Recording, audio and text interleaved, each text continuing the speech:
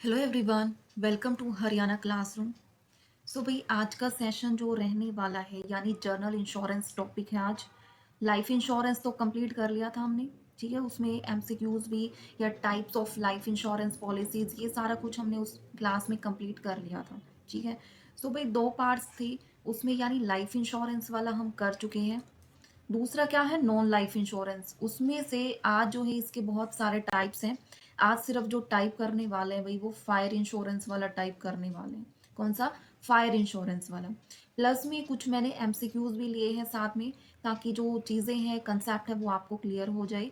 और कुछ भाई इसमें जो एक चीज़ और ध्यान रखनी है, थोड़ा सा जो इंग्लिश वाले वर्ड्स हैं ना इसमें, उनको ज़्यादा ध्यान से आप लोगों को समझना है, क्योंकि हिंदी वाले जो वर्ड हैं थोड़ा सा उनमें कंफ्यूजन भी हो सकती है। बट इंग्लिश वाले वर्ड आप करोगे ना तो उनमें बिल्कुल भी कंफ्यूजन नहीं होने वाली है, ठीक है। हालांकि मैंने भाई हिंदी में भी दिया है, बट जो मेन 70% जो करने वाले हैं ना वो इंग्लिश में करने वाले हैं, ठीक है।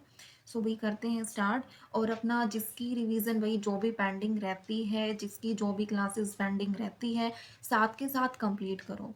और जिसने जो कोई भी एग्ज़ाम फिल कर रखा है या केवीएस का एग्ज़ाम फिल किया है ना, क्योंकि इसकी भी डेट आ चुकी है। ईएमआरएस का जिसने एग्ज़ाम फिल किया है इसकी भी डेट आ चुकी है ना, और ये तो अभी दिसंबर में ही है, ये जैन में है, ठीक है। सो भाई ये जो भी एग्ज़ाम है, तो अपना जो बेसिक चीज़ें हैं ना वो सारी अपनी क्लियर रखो। Basic means maths, English, Hindi, और जो है जनरल नॉलेज वाला जो पार्ट है, ये सारी चीज़ें जो है अपनी सही रखो, क्योंकि इन दोनों में ही जो फर्स्ट प्री वाला जो एग्ज़ाम है यही चीज़ें आएंगी। सब्जेक्ट जो है वो मेंस में पूछा जाएगा।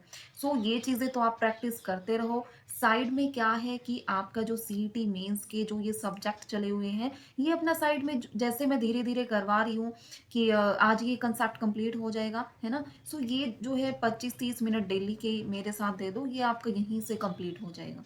सो आपको जो सीईटी मेंस के जो ये सब्जेक्ट कंप्लीट हो रहे हैं इनका भी बर्डन नहीं रहेगा। प्लस में जो अगर आपने ये वाले सेंटर वाले एग्जाम कोई भी फिल किए हैं, इनका भी बर्डन आपको नहीं रहेगा। बट इसके लिए भाई करना क्या है, कॉन्टिन्यूटी कंटिन्यू करना पड़ेगा। ये नहीं है कि आप 2 दिन पढ़ाई कर रहे हो और तीसरे दिन बिल्कुल ही ब्रेक दे दिया। किसी के घर में कोई भी शादी हो रही है, सो भाई बिल्कुल ही ब्रेक दे डाला, ये नहीं है। चलो भाई एक दो दो दिन का ब्रेक दे दो, है ना। ये नहीं है कि 5-6 दिन से कुछ भी फंक्शंस वगैरह चले हुए और बिल्कुल ही गैप दे के चल रहे हो। आप लोगों की शादी हो तो ही गैप दो, अदरवाइज किसी घर में किसी की भी शादी हो तो इतना लंबा गैप नहीं देना है ना। अब शादी का सीजन चला हुआ है तो इतना लंबा गैप मत दो कि आपको जब स्टार्टिंग करो तो आपको ये लगे भाई मैंने तो कुछ किया ही नहीं। क्योंकि आप 5-6 दिन भी अगर बुक्स का गैप दे दोगे ना, तो 5-6 दिन में आपको ये लगेगा कि आपने तो कुछ किया ही नहीं। सो अगर 1 घंटा या 2 घंटा डेली के निकालो, ताकि आपका जो फोकस है वो बना रहे और कंटिन्यूटी बनी रहे, तभी जो है चीज़ें आप जो है कर पाओगे, ठीक है। सो क्लासेस अपना कंटिन्यू रखो। ये नहीं है कि अब तक करते आ रहे हो और बीच में अब स्किप कर दोगे, और फिर क्या होगा। अगर देखो, गैप कैसे दोगे आप, कुछ भी फंक्शंस वगैरह शादी है, आप गैप दे दोगे 5-6 दिन का, है ना। फिर आप क्या सोचोगे कि ये सब्जेक्ट तो ना मेरा बहुत ही आगे निकल गया। अब जैसे इंश्योरेंस चल रहा है, ये वाला सब्जेक्ट तो हमारा बहुत आगे निकल गया और अब ये वाला हम नहीं कर सकते, नेक्स्ट वाला ही स्टार्ट करेंगे, फिर आप ये स्किप ही कर दोगे। सो भाई ये नहीं करना। डेली की कोई कितना भी इंपॉर्टेंट फंक्शंस क्यों ना हो, एक ये 20-25 मिनट की क्लास आपको देखनी है, ये बिल्कुल भी स्किप नहीं करनी। जो जो बिल्कुल कंटिन्यू कर रहा है ना वो कमेंट करना आज कि हाँ हम बिल्कुल कंटिन्यू कर रहे हैं, चाहे कितना भी इंपॉर्टेंट काम क्यों ना हो, ठीक है। और वही पीडीएफ वगैरह शायद मैंने भेज ही रखे हैं। एक क्लास का पेंडिंग रहता है ना, वो आज सेंड कर दूंगी, है ना। आज वाली क्लास का और जो प्रीवियस जो क्लास थी उसका, दोनों का ही इकट्ठा सेंड कर दूंगी। सो भी करते हैं कंसेप्ट स्टार्ट, यानी जर्नल इंश्योरेंस। अब तक हमने क्या किया था भाई, लाइफ इंश्योरेंस के बारे में पढ़ रहे थे। एंड लाइफ इंश्योरेंस यानी इंश्योरेंस सेक्टर के दो होते हैं, लाइफ इंश्योरेंस, दूसरा क्या है, non life insurance. Life insurance में क्या है भाई, दो पार्टी होती है, जो इंश्योरेंस करने वाली कंपनी यानी इंश्योरर, और जो इंश्योरेंस करवाता है यानी पॉलिसी होल्डर, वो कौन सा है, इंश्योर्ड। ये दो पार्टी होती है भाई। अब लाइफ इंश्योरेंस में क्या है, ये कवर करता है 70% part of market share. And ये नॉन लाइफ इंश्योरेंस क्या है भाई, ये कवर करता है 30% मार्केट शेयर जो है इसमें कवर होता है। एंड इसके बहुत सारे पार्ट्स हैं नॉन लाइफ इंश्योरेंस। इसमें क्या है, नॉन लाइफ इंश्योरेंस भी बोल सकते हो आप, और जनरल इंश्योरेंस भी बोल सकते हो। इसके पार्ट्स क्या क्या है, health insurance, motor insurance, fire insurance, marine insurance और अदर जर्नल इंश्योरेंस में और कोई भी हो सकते हैं। ठीक है, ये सब किया है भाई। सो आज जो पार्ट करने वाले ना, आज जर्नल इंश्योरेंस के बारे में कुछ इंपॉर्टेंट्स करने वाले हैं कि जर्नल इंश्योरेंस होता क्या है, इसमें क्या क्या जो इसके पार्ट्स वगैरह वो सब। दूसरा क्या है कि जो फायर इंश्योरेंस वाला जो है आज कंप्लीट करने वाले हैं, क्योंकि सिलेबस में यहीं से स्टार्टिंग है। फायर इंश्योरेंस फिर मेराइन इंश्योरेंस ऐसे करने वाले, जो सिलेबस में गिवन होगा भाई वो करने वाले। ठीक है, तो फर्स्ट है भाई क्या है कि जनरल इंश्योरेंस होता क्या है। देखो, जनरल इंश्योरेंस मीन्स क्या है, नॉन लाइफ इंश्योरेंस होता है जिसमें लाइफ से रिलेटेड आपका इंश्योरेंस नहीं होता। जो इंश्योरेंस होता है वो नॉन लाइफ इंश्योरेंस होता है, जो प्रोवाइड करता है आपको प्रोटेक्शन प्रोवाइड करता है। किस चीज में प्रोटेक्शन प्रोवाइड करता है कि कोई भी आपको रिस्क हो रखा हो, ठीक है, रिस्क होने वाला हो, और वो रिस्क कहाँ कहाँ से, यानी प्रॉपर्टी में कोई रिस्क हो रहा हो, हेल्थ में हो रहा हो, motor, fire, marine, liability, travel में, ये अदर जो रिस्क होते हैं ना, ये सारे भाई किस में इंक्लूड होते हैं, जनरल इंश्योरेंस में इंक्लूड होते हैं। ये चीज आपको ध्यान रखनी है। लाइफ इंश्योरेंस इसमें इंक्लूड नहीं होता। अदर देन डेथ जो जितने भी लॉसेस हैं वो सारे किस में कवर होंगे भाई, जर्नल इंश्योरेंस में। ठीक है, और क्या है इसमें, ये कंपनसेट यानी कोई भी अनएक्सपेक्टेड जो फाइनेंशियल लॉसेस होते हैं ना वही कवर होंगे इसमें। ये नहीं है कि आपको एक्सपेक्टेशन थी कि भाई आज आग लगेगी, आपको बिल्कुल फाइनल श्योर हो कि आज आग लगेगी, तो भाई आपको कोई इंश्योरेंस नहीं मिलने वाला है। कोई भी चीज आपकी अनएक्सपेक्टेड हो रही है, या कोई भी चोरी आपकी अनएक्सपेक्टेड हो रही है, डिजास्टर्स वगैरह, लाइबिलिटीज जो है, अनएक्सपेक्टेड चीजें जो हो रही है ना, सो फाइनेंशियल लॉसेज जो है वहीं से कवर जो है आपको वो मिलेगा। अदरवाइज कोई भी चीज आपको पता है और वो हो रही है, यानी आप आज आपको पता है कि आज चोरी होने वाली है ना, या आप खुद ही करवा रहे हो, है ना, आग जो है आपसे खुद से लगी है।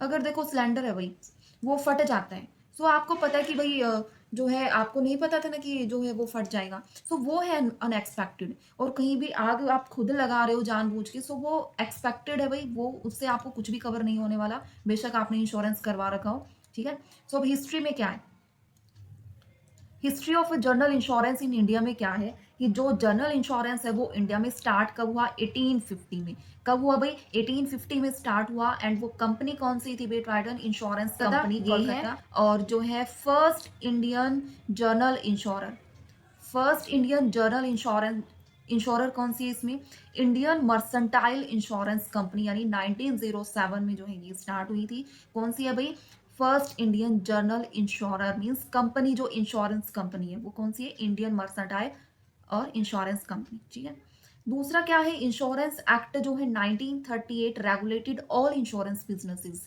ये सारे जो है इसमें इंक्लूड होते हैं, ये आप लोगों को ध्यान रखना है। उसके बाद जो जनरल इंश्योरेंस है वो नेशनलाइज्ड हुआ 1972 में। अंडर कौन सा एक्ट है ये, GIBNA। अब आप लोगों को ये नहीं पता होगा कि इसकी फुल फॉर्म क्या होती है, GIBNA। इसकी फुल फॉर्म क्या होगी भाई, इसकी फुल फॉर्म होगी जनरल इंश्योरेंस, ये क्या है, journal insurance business nationalisation and act, ये इसकी फुल फॉर्म है। एंड ये कौन सा एक्ट है भाई, 1972 ये एक्ट है।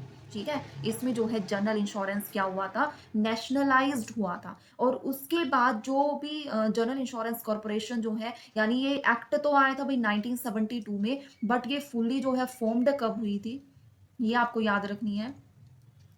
फुल्ली जो फॉर्म्ड कब हुई थी भाई, 1973 में जो है ये फुल्ली फॉर्म्ड हुई थी, है ना, विद 4 सब्सिडरीज, जो कंपनीज जो है इनके साथ जो है वो इंक्लूड हुई थी। एंड 4 सब्सिडरीज कंपनी कौन सी है भाई, national, new India, oriental, United India, ये जो है 4 सब्सिडरी कंपनी है। सब्सिडरी कौन सी, यानी होल्डिंग, मैंने पहले भी बता रखा है, होल्डिंग कंपनी और सब्सिडरी कंपनी दो कंपनी होती है। होल्डिंग कंपनी क्या होती है भाई, ये एक कंपनी एक हेड है, और इसके जो है अंडर जो काम करती है वो कौन सी है भाई, वो सारी, जैसे CDE जो भी कंपनीज के नाम है वो सारी कौन सी कंपनी है भाई, सब्सिडरीज कंपनी है जो होल्डिंग कंपनी के अंदर काम करती है। ठीक है, उसके बाद क्या है, IRDA एक्ट 1999, इन्होंने क्या किया, जो प्राइवेट कंपनी है उनमें भी जो है ये चीजें जो है अलाउ वगैरह की। और जो है मेन ये एक्ट 1999 था, बट जो है ये स्टार्टिंग जो है कब से हुई, GIC बिकम GIC री इंश्योरर कब से हुआ, 2000 जो है ये इसका ईयर है। ठीक है भाई, तो ये चीजें आपको याद रखनी है।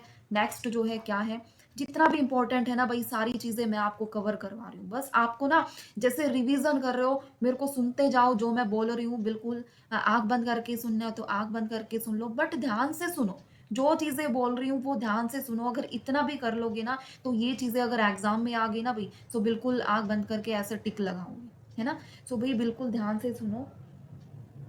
नेक्स्ट क्या है, 1973 में जब ये फॉर्म्ड हुई, तो गवर्नमेंट ऑफ इंडिया ने क्या किया भाई, फुल्ली जो है कंट्रोल जो है न्यू जनरल इंश्योरेंस कंपनी का जो है वो ले लिया। ठीक है, उससे क्या हुआ, नेशनलाइजेशन तो हुआ ही था जनरल इंश्योरेंस बिजनेस का 1972 में। और ये इफेक्टिव कब हुई भी, ये डेट आपको याद रखनी है, 1 जनवरी 1973 में क्या हुई, ये इफेक्टिव हुई। ठीक है, और एग्जैक्टली हैपन, व्हाट हैपन, क्या हुआ भाई एग्जैक्टली हैपन, ये आपको याद रखना है कि टोटल जो है 107 जो है जनरल इंश्योरेंस कंपनी जो है वो आपस में जो है मर्ज हो गई, इकट्ठी हो गई। एंड जो गवर्नमेंट ने क्या क्रिएट किया, जीआईसी को क्रिएट किया। GIC means general insurance corporation of India. वो क्या है, एक अपेक्स बॉडी जो है इसको बोलते हैं। उसके बाद क्या है और क्या चीजें हैपन हुई, 4 सब्सिडरीज जो है वो हैपन हुई। कौन सी भाई, 4 सब्सिडरीज जो है कंपनी वो आपस में फॉर्म्ड हुई जीआईसी के अंडर, यानी जनरल इंश्योरेंस कॉर्पोरेशन के अंडर। और वो 4 कंपनीज कौन सी थी भाई, national insurance company, new India insurance company, oriental insurance company and United India insurance company.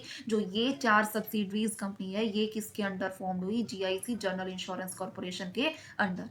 इतना ध्यान रखोगे भाई। नेक्स्ट फिर क्या है उसके बाद, all these companies become 100% government owned. ये क्या होगी, बिल्कुल 100% जो है गवर्नमेंट आउंड कंपनी है। ये नहीं है कि कुछ शेयर इनका जो है प्राइवेट है, ये ऐसा नहीं है भी, 100% जो है ये गवर्नमेंट आउंड कंपनी है। Private insurer were removed from the market. जो प्राइवेट इंश्योरर जो कंपनीज थी वो मार्केट से रिमूव कर दी गई। जितनी भी जो कंपनीज थी वो 100% गवर्नमेंट आउंड कंपनी थी। ठीक है, ये भी चेंजेस जो है देखने को मिला। इसके बाद ये हिंदी में गिवन है भाई, ये वाली जो स्लाइड है ये हिंदी में गिवन है। अगर किसी को जो है ये वाली क्लास देखने के बाद कोई भी डाउट रहता है, सो अपना एक बार हिंदी में भी रीड कर लेना। ठीक है, ताकि ये चीजें आपके माइंड में एकदम बिल्कुल फिट हो जाए, है ना। सो ये है, ये हिंदी में गिवन है भाई। अब आ जाता है फायर इंश्योरेंस। फायर इंश्योरेंस यानी फर्स्ट मेथड जो है करने वाले हैं फायर इंश्योरेंस। फायर इंश्योरेंस क्या होता है ये करने वाले हैं स्टार्ट। ठीक है, सो भाई फायर इंश्योरेंस एक ऐसा कॉन्ट्रैक्ट होता है जिसमें जो कंपनी है प्रीमियम के बदले जितने भी जो है खतरे वगैरह जो है, रिस्क वगैरह जो होते हैं वो जो है उठाती है। कौन उठाती है भाई, इंश्योरर। इंश्योरेंस मीन्स जो इंश्योरेंस कंपनी होती है। सो यहाँ पे आप लिख भी सकते हो कि जो फायर इंश्योरेंस क्या होता है भाई, जो इंश्योरर कंपनी होती है, इंश्योरर कंपनी होती है, जितने भी रिस्क होते हैं, रिस्क कौन से, फायर से रिलेटेड जो भी रिस्क होते हैं वो सारे जो है कौन बियर करेगी भाई, इंश्योरेंस कंपनी, यानी फायर इंश्योरेंस कंपनी जो है वो बियर करेगी। इसमें और क्या होता है, जो डैमेजेस वगैरह होने होते हैं, कोई भी लॉस हो रहा है प्रॉपर्टी को, वो भी आग से, फायर से लॉस हो रहा है, जिसमें लाइटनिंग, एक्सप्लोजन, स्मोक वगैरह जो है ये सारी चीजें जो है भाई इसमें इंक्लूड होंगी। और इसके बदले ये नहीं है कि आपको वैसे ही कि आपके घर में आग लगी, आपने इंश्योरेंस करवा नहीं रखा, आपने कोई भी प्रीमियम पे नहीं कर रखा और आपको मिल जाएगा, ऐसा नहीं है भाई। आपने जब प्रीमियम पे कर रखा होगा ना तो ही आपका इंश्योरेंस जो है वैलिड माना जाएगा। और तो आपको रिस्क हो रहा है, कोई भी चीज डैमेज हो रही है आग जलने से, तो ही आपको इंश्योरेंस क्लेम जो है आपको रिसीव होगा, अदरवाइज आपको जो है वो नहीं मिलेगा। Means main motive of fire insurance क्या है कि ये प्रोटेक्ट करता है आपकी प्रॉपर्टी को किस चीज से, फाइनेंशियल लॉस जो होते हैं भाई उनसे, जो है आग से कोई भी ये जो है जल रही है चीजें, उससे आपको फाइनेंशियल लॉस जो हो रहा है उन चीजों से जो है कौन प्रोटेक्ट करेगा, फायर इंश्योरेंस कंपनी जो है वो आपको प्रोटेक्ट करेगी। सो भाई ये चीजें जो है बेनिफिट में रहती है, सो ये करवानी भी जरूरी होती है, नेसेसरी। ठीक है, जैसे ये बिल्डिंग अभी, इस बिल्डिंग में देखो कितनी आग लगी, यूं देख लो 100% में से कितना जो है लॉस हो गया। अब देखो ये जरूरी नहीं है कि ये इतनी जो है बिल्डिंग आपकी बच जाएगी, जब तक जो है फायर ब्रिगेड वगैरह वाले इसको बुझाएंगे, है ना। इसमें जितना भी सामान रखा हुआ, अब ये नहीं पता ये बिल्डिंग किस चीज की है ना, कोई भी फैक्ट्री भी हो सकती है, कोई भी जो है शोरूम्स वगैरह भी हो सकते हैं, मॉल वगैरह भी हो सकते हैं ना। सो ये बहुत, इसके अंदर जो भी सामान है, जो भी एसेट्स वगैरह इसके अंदर रखी है, वो सारी तो खराब होगी ना आग लगने से। तो कोई अपनी जो प्रॉपर्टी को ऐसे कोई जलाएगा थोड़ी। सो इस चीज में अगर किसी जो है इंश्योरेंस करवा रखा है ना भाई, तो इसमें बहुत बेनिफिट होता है। अगर इंश्योरेंस नहीं करवा रखा ना तो भाई इसमें बहुत ज्यादा जो है आप, इतना लॉस हो जाएगा कि आप उसको कवर नहीं कर पाओगे। है ना। तो ये जो है इसमें कितना लॉस दिखा रखा, 70% जो है इसमें लॉस दिखा रखा भी, कि इतनी तो आपकी जो है जल चुकी है, इतनी जल चुकी है, बुझ भी गई बाय चांस। जो नीचे वाली रहती है, इतना पार्ट जो रहता है उसमें क्या बचा, कुछ भी नहीं बचा भाई, है ना।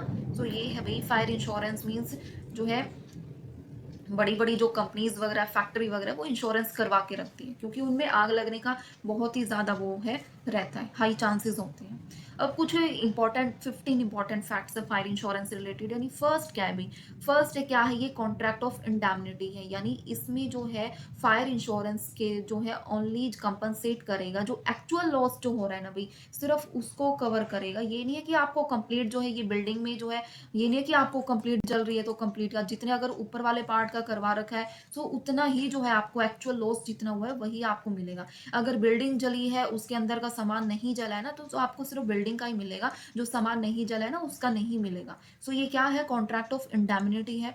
उसके बाद only properties insured, life is not. इसमें फायर इंश्योरेंस में क्या है, सिर्फ प्रॉपर्टी का इंश्योरेंस होता है, लाइफ का कोई भी इंश्योरेंस नहीं होता, यानी ह्यूमन लाइफ इंश्योरेंस इसमें कवर नहीं होता। थर्ड क्या है, इसकी जो ड्यूरेशन होती है भाई वो 1 ईयर होती है फायर इंश्योरेंस की। यानी इसको बार बार जो है हर साल क्या करवाना पड़ता है भाई, रिन्यू करवाना पड़ता है। और रिन्यू फ्री में नहीं होता, उसमें भी प्रीमियम आपको पे करना पड़ता है, ऐसे ही रिन्यू नहीं हो जाता। सो वैसे ही इसकी जो वैलिडिटी है वो 1 ईयर की रहेगी। उसके बाद क्या है, insurable interest must exist at the time of loss. यानी जो इंश्योरेबल इंटरेस्ट, यानी जब जिस टाइम पे लॉस हो रहा है ना भाई, उस टाइम पे जो है प्रॉपर फाइनेंशियल इंटरेस्ट जो है वो इंश्योर्ड का यानी पॉलिसी होल्डर का जो है कंप्लीट होना चाहिए, जब आग लग रही है तो उसी टाइम पे। सो ये है नेसेसरी है। उसके बाद क्या है कि इसमें जो है कारण सिर्फ एक्सीडेंटल फायर होना चाहिए, कोई भी अदर जो है वो कि अचानक होगी, अनएक्सपेक्टेड है, सडन हो रही है कोई भी चीज़ें, एक्सीडेंटल फायर है, तो ही आपको जो है ये आपका फायर इंश्योरेंस माना जाएगा, अदरवाइज आपका ये नहीं माना जाएगा, है ना। नेक्स्ट क्या है, wilful fire is not covered. यानी जानबूझकर लगाई गई आग जो है वो अस्वीकार होगी, वो एक्सेप्ट नहीं होगी भाई, है ना। ये चीजें तो ये बेसिक चीजें हैं, ये आप लोगों को भी पता होगा ना।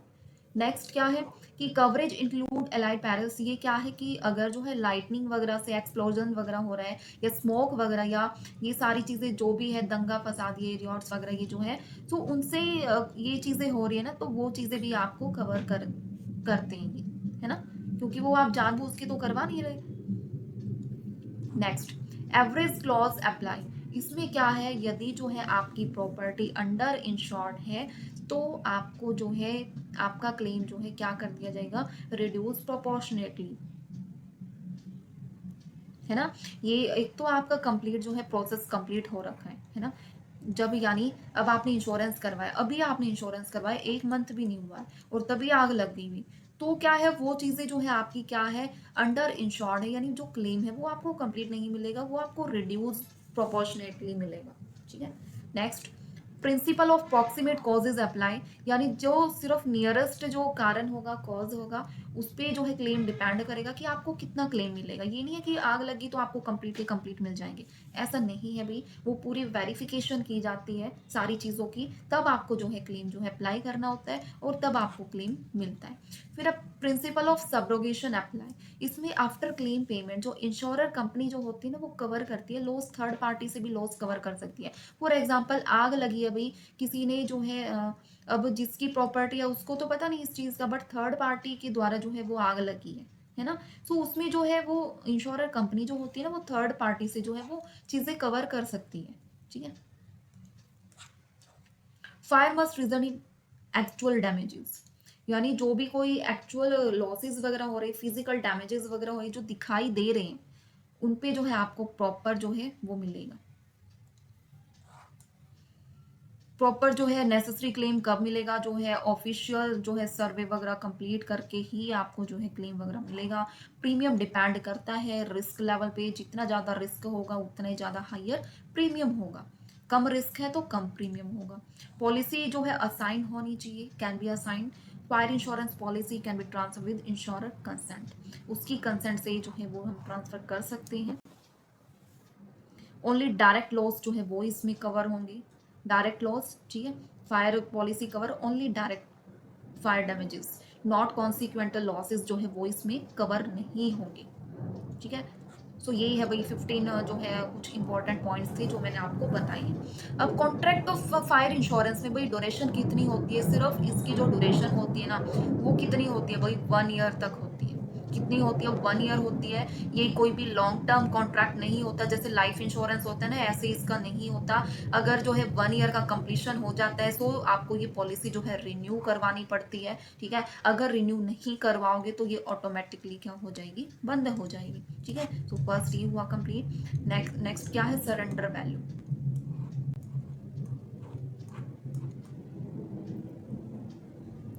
हिंदी में भी गिवन है भाई, सरेंडर वैल्यू यानी संपूर्ण मूल्य। ये क्या है, सरेंडर वैल्यू का मतलब क्या होता है, इसमें नाम सुना होगा पहले सरेंडर वैल्यू का। यानी ये सरेंडर वैल्यू वो अमाउंट होता है जो इंश्योरेंस कंपनी होती है ना भाई, वो पॉलिसी को बीच में बंद करने पर देती है। ये वो अमाउंट होता है। ठीक है, पॉलिसी को अगर जो है बीच में जो है बंद कर रहे हो बिफोर मैच्योरिटी, तो ये वैल्यू आपको मिलती है। और ये सिर्फ किस में होती है, सिर्फ लाइफ इंश्योरेंस में होती है, क्योंकि वो लॉन्ग टर्म कॉन्ट्रैक्ट होते हैं, है ना। अब 1 साल का कॉन्ट्रैक्ट हो गया फायर इंश्योरेंस का, उसमें आपने 1 मंथ में ही बंद कर दी, तो उसमें क्या ही मिलेगा आपको, कौन सा अमाउंट, कौन सी सरेंडर वैल्यू मिलेगी, नहीं भाई। तो ये सिर्फ जो है किस में है, अगर आपसे क्वेश्चंस में पूछा जाए कि सरेंडर वैल्यू जो है fire insurance, life insurance, marine insurance किस में क्या है होती है, तो सरेंडर वैल्यू जो है किस में मिलती है, लाइफ इंश्योरेंस में मिलती है, फायर इंश्योरेंस में नहीं मिलती कोई भी सरेंडर वैल्यू, क्योंकि ये शॉर्ट टर्म होता है और इसमें जो है ओनली अगेंस्ट रिस्क, कोई भी सेविंग्स वगैरह के इसमें चक्कर नहीं होता है। बट लाइफ इंश्योरेंस तो क्यों करवाते, सभी ये थोड़ी सोच के करवाएंगे कि हम मरने वाले हैं, हम अपना इंश्योरेंस करवा लें। ऐसा तो कोई भी सोच के नहीं करवाता, सभी सोचते कि कोई ना इस बहाने सेविंग्स हो जाएगी।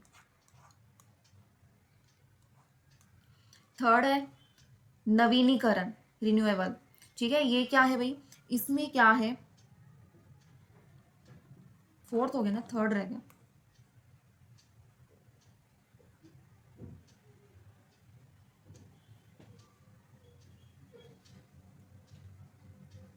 देखो इसमें क्या है, डिस्प्यूट, डिस्प्यूट क्या होता है, कोई भी झगड़ा वगैरह, कोई भी विवाद होता है, सेटलमेंट उसका जो है निपटारा करना। सो अगर कोई भी डिस्प्यूट वगैरह होता है क्लेम अमाउंट को लेके, है ना, होता है ना भाई, कि हम बोलते कि भाई हमारा तो इतने का सामान जला था, आप कंपनी को बोलते, वो बोलते नहीं भाई इतने का नहीं, आपको इतना ही अमाउंट मिलेगा क्लेम का। तो उस पर भाई अगर डिस्प्यूट्स वगैरह होने स्टार्ट हो जाते हैं, तो वो सेटल्ड किसके अंडर होंगे, आर्बिट्रेशन एंड काउंसिलेशन एक्ट 1996 के अंडर जो है ये वो करेगा उनको। ये जो जितने भी डिस्प्यूट मेथड जो है, डिस्प्यूट्स हो रखे हैं आउटसाइड कोर्ट, ये जो है लीगल मेथड से ये इस एक्ट के द्वारा जो है सॉल्व किए जाएंगे। कौन सा, आर्बिट्रेशन एंड काउंसिलेशन एक्ट 1996। ठीक है, नेक्स्ट क्या है, फोर्थ अभी लास्ट है ये।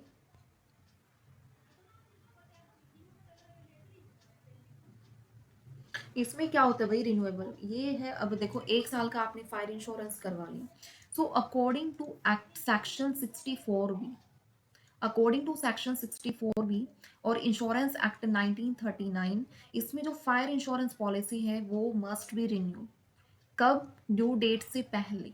ठीक है, वो रिन्यू करवानी ज़रूरी होती है। अगर रिन्यू नहीं करवाते हो, प्रीमियम पे नहीं करते हो, तो पॉलिसी बंद हो जाती है। लैप्स पीरियड होने के बाद भी जो है वो आपको नहीं मिलता। ठीक है, सो वो करवानी वही बहुत ही ज़रूरी होती है। ठीक है, इतना हुआ भाई कंप्लीट। इसमें फायर इंश्योरेंस में कुछ चीज़ें और हैं भाई, कुछ चीज़ें और मतलब, यानी टाइप्स ऑफ फायर इंश्योरेंस वो हम कल देखेंगे। ठीक है, वैसे आप जो है ये इंश्योरेंस एक्ट जो है ये 1938, इसमें यानी सेक्शन कौन सा आप मान सकते हो, सेक्शन 2, ये सब सेक्शन 6 है। ठीक है, ये जो है इसके अंडर आपका ये आता है।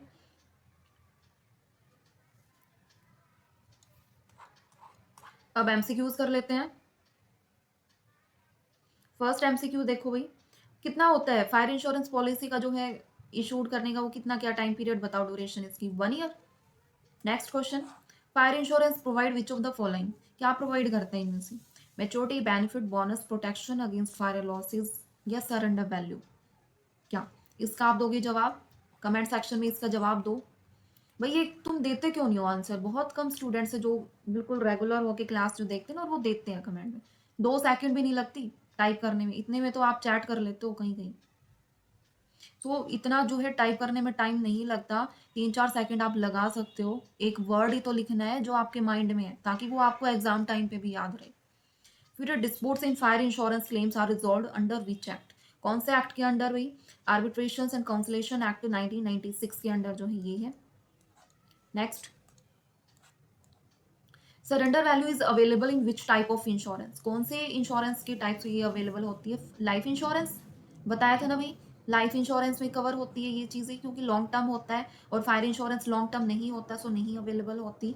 If a fire insurance policy is not renewed due date, it becomes paid up, lapsed, fully paid, automatically renewable. क्या होते हैं? इसका जवाब भी कमेंट सेक्शन में आप दोगे। ये जो आप अगर खुद के माइंड से ये चीजें करोगे ना भाई, तो आपके लिए बेनिफिट है, ये मेरे लिए बेनिफिट नहीं है। ऐसे तो मैंने साइड में आंसर भी लिख रखे हैं, बट फायदा क्या है? आप खुद करोगे ये चीजें तो ही बेनिफिट है, और आप वो चीजें लिखोगे ना नीचे कमेंट सेक्शन में, तो वो आपको हमेशा के लिए वो चीजें याद हो जाएंगी। देखो मैं आप लोगों को एक बात बताती हूँ, कोई भी चीजें जो है याद रखने की ट्रिक क्या होती है? याद रखने की ट्रिक यही होती है कि जो चीजें आप लिख लोगे ना अपने हाथ से, अब ये जो बोलते हैं ना पीडीएफ पीडीएफ पीडीएफ, तो भाई मैं दे ही रही हूँ, है ना, और उनसे कुछ भी बेनिफिट होगा बेनिफिट, बट वो किसी किसी का माइंड होता है बिल्कुल, जो कि देखते ही वो जो माइंड में एकदम बिना लिखे वो ऐसे ही बिल्कुल फिट हो जाते हैं। अब बहुत सारे स्टूडेंट होते हैं, वो मैथ्स के क्वेश्चन उनको सॉल्व करने पड़ते हैं ना, और कोई माइंड में ही कर जाता है। तो वो सबका माइंड अपना अपना अलग अलग होता है भाई, कितनी किसमें कितनी कैपेबिलिटी होती है। और वो कैपेबिलिटी जो है इंक्रीज भी कब होती है कि आप माइंड में उन चीज़ों को कर जाओगे। सबसे पहले तो उन चीज़ों को क्या है भाई, लिख के देखो। लिख के देखना ये नहीं कि बच्चों की तरह लिख के देख रहे हो, नहीं, जो इंपॉर्टेंट चीज़ें मैं क्लास में बता रही हूँ फटाफट में, ये मैंने ये बताया section 2 sub section 6A according to 1938, ये वाली चीज़ मैंने बता दी, है ना, कि ये इसमें होता है। सो आपको ये एकदम याद हो गया, सो फटाफट लिख दो। नेक्स्ट मैंने बताया कि इसमें जो सरेंडर वैल्यू है भाई वो किस में होती है? लाइफ इंश्योरेंस में होती है, फटाफट लिख दो ये कीवर्ड्स लिखने, और बच्चों की तरह थोड़ी ना आपको ये सब कुछ लिख के देखना है, ऐसा नहीं है भाई। ये छोटे छोटे कीवर्ड्स ऐसे लिखोगे ना, और फिर आप लिख दो कि इसकी जो फायर इंश्योरेंस है, फायर इंश्योरेंस की जो ड्यूरेशन है 1 ईयर होती है, बस। ये पूरा पेज भर डालो ऐसे छोटे छोटे क्रक्स, छोटे छोटे कीवर्ड्स लिख लिख के, तब चीजें माइंड में होती हैं। अगर बोलोगे ना पूरा एक कि कैसे जो है चीज़ों को याद, वो तो मैं एक 5-10 मिनट की क्लास बना भी दूंगी, पर वो चीज़ें आप फॉलो करो भाई, मेरे को कोई दिक्कत नहीं है ना। तो करते हैं भाई सेशन का एंड। अपना टेलीग्राम, कोई नया जुड़ रहा है तो टेलीग्राम ग्रुप को ज्वाइन कर लो, और चैनल को सब्सक्राइब वगैरह कर लो, और लाइक भी करा करो भाई। फिर बोलते हो कि आप अच्छा करवाते हो, आप अच्छा करवाते हो, बोलने से भाई वो तुम करके तो दिखाया करो, अपना रिस्पॉन्स तो दिया करो, बोलने से सिर्फ कुछ नहीं होता। ठीक है, सो करते हैं सेशन का एंड।